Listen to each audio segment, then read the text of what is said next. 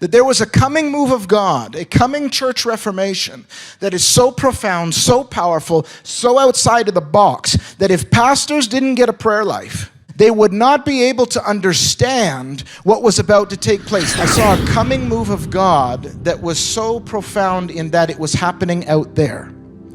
And there were people getting saved in the streets. There were people standing on corners and reaching other people.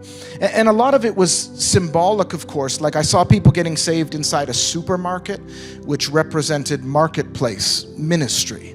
There was this kind of dynamic happening. Then the scene in the dream changed, and I was inside a high school.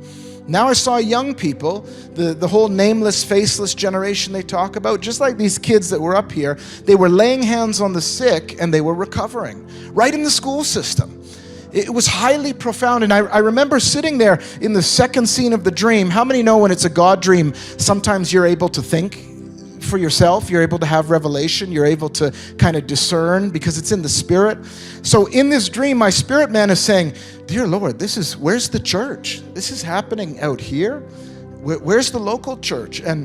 And so the final scene in the dream is I'm taken to a local church. And I just want to say right from the outset here that I am not an anti-local church guy. I believe God wants to use the local church until Jesus returns. I end up in this dream inside of a church that is surrounded by brick walls. It's built up by these huge brick walls. And even inside the church, there were brick walls set up that compartmentalized everything. And what was profound was, and let me tell you, it was messy. Just turn to your neighbor and say, messy is good sometimes. It was messy in that these bricks were falling from the ceiling and these walls were coming down. And I remember in the dream, I had to get out of the way because stuff was falling. Like it wasn't this clean cut, nicest way of doing it that I thought God could do it, but these bricks are falling. Now here's the profound part. Only God could do this. In the dream, if the church, inside the church, the believers, wanted to be part of the coming revival that was happening outside of the church, they had to pick up a brick and go out, thus extending the walls of the church to wherever they themselves went.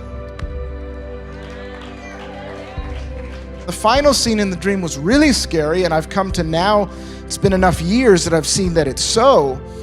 The pastor and a well-known intercessor, you'd know his name if I mentioned him, he's internationally known for intercession. The pastor and this intercessor, and anytime he appears in a dream with me, it speaks of intercession. The pastor and this intercessor had to share an office together. And I remember thinking, wow, that's going to be messy. This wild intercessor will be praying and pastor will be trying to return emails. And how does this work?